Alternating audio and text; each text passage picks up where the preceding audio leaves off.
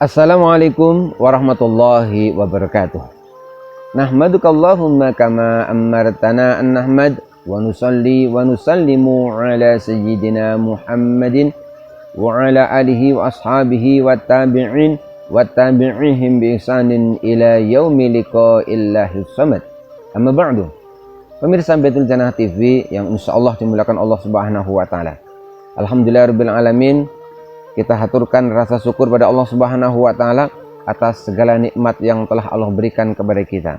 Begitu banyak Allah berikan nikmat kepada kita, tak mungkin kita sanggup untuk menghitungnya.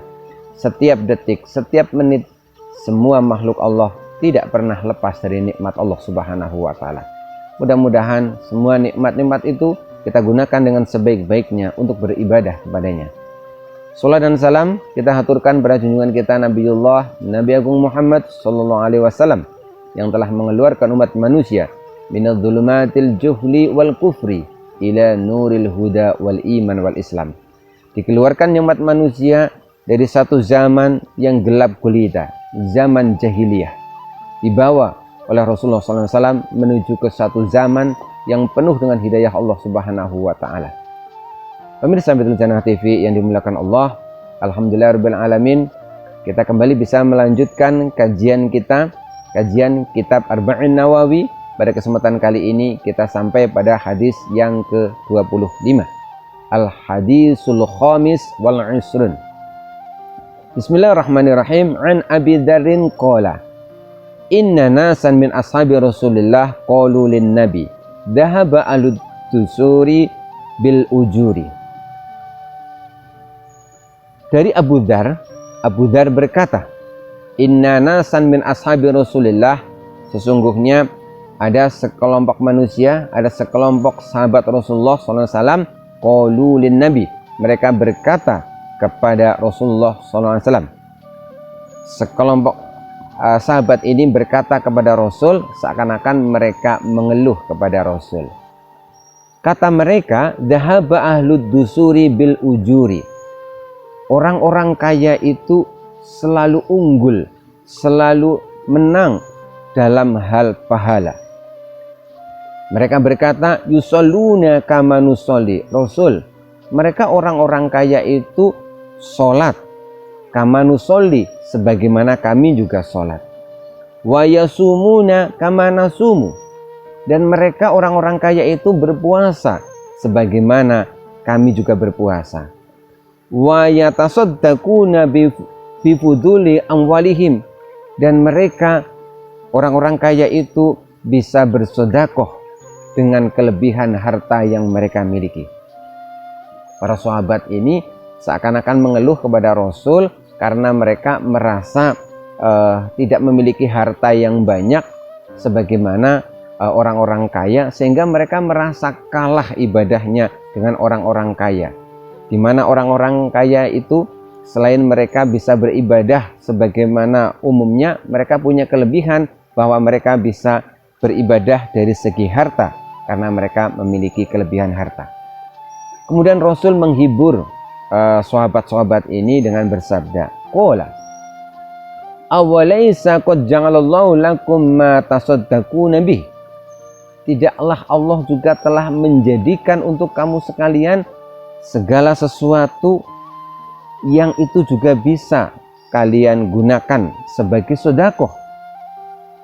Inna lakum bikulli tasbihatin sedaqatan. Sesungguhnya kalian telah biasa mengucapkan tasbih, dan ketahuilah bahwa setiap tasbih, setiap ucapan subhanallah itu adalah sedekah. Wa kulli takbiratin sedaqatan. Dan ketahuilah bahwa setiap ucapan, setiap kalimah takbir, yaitu Allahu Akbar, itu adalah sedekah. Wa kulli tahmidatin sedaqatan. Dan ketahuilah setiap ucapan tahmid, setiap kalimah alhamdulillahirabbil alamin, itu juga sedekah, kata Rasul. Wa kulli tahlilatin sedaqatan. Dan ketahuilah setiap ucapan tahlil, setiap kalimah la ilaha illallah, itu juga adalah sedekah. Tidak hanya itu saja, kata Rasul, wa amrun bil ma'rufi shadaqatun. Ketika kalian memerintahkan, mengajak orang untuk melakukan kebaikan, ketahuilah bahwa itu juga sedekah. Wa nahyun 'anil munkari shadaqatun. Bahkan ketika kalian berusaha untuk mengajak orang agar meninggalkan sebuah perbuatan yang itu dilarang oleh Allah, itu juga sedekah. Wa fi bid'i ahadikum shadaqatun. Dan ketahuilah, kata Rasul, bahwa ketika kalian menggauli, ketika kalian menyetubuhi istri-istri kalian, itu pun sedekah. Mendengar jawaban Rasul yang terakhir, bahwa ketika mensetubuhi, ketika menggauli istri ini juga sedekah, maka para sahabat kemudian terheran-heran dan mereka berkata, qalu ayati ahaduna sahwatahu wa yakuna lahu fiha ajrun. Ya Rasul, apa iya kok bisa ketika seseorang dia menyalurkan, melampiaskan syahwatnya, bagaimana mungkin dia mendapatkan pahala? Maka Rasul pun menjawab, qala ara'aitum law wadu'aha fi harami akana alaihi wisrun. Kata Rasul, tidakkah kalian tahu apabila ada seseorang yang menyalurkan syahwatnya pada satu hal, pada satu tempat yang itu dilarang oleh Allah, maka dia pun akan berdosa.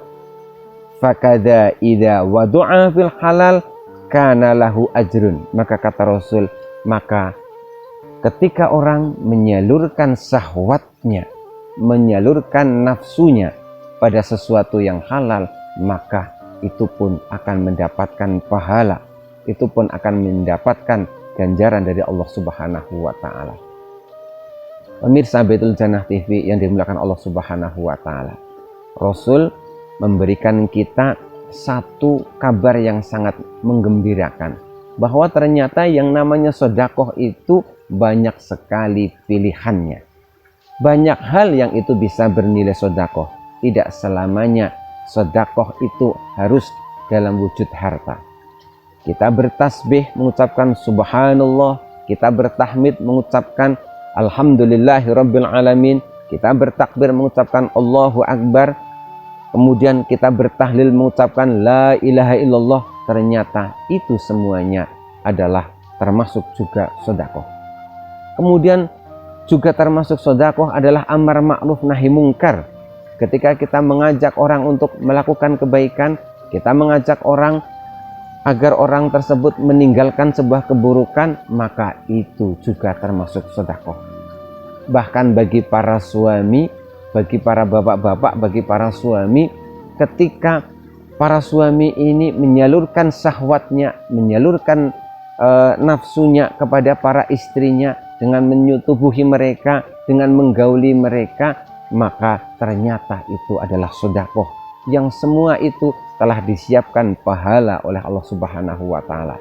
Maka jangan pernah merasa bersedih, jangan merasa berkecil hati, bahwa sedekah itu banyak pilihan.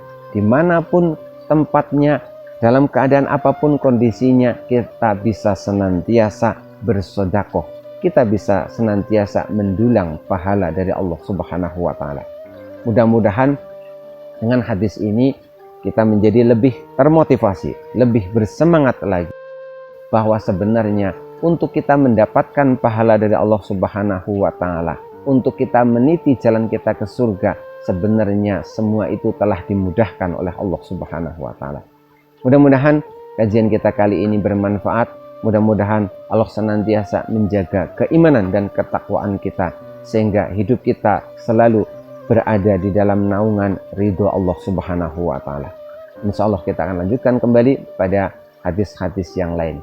Billahi taufiq wal hidayah wa ridho wal inayah. Wassalamualaikum warahmatullahi wabarakatuh.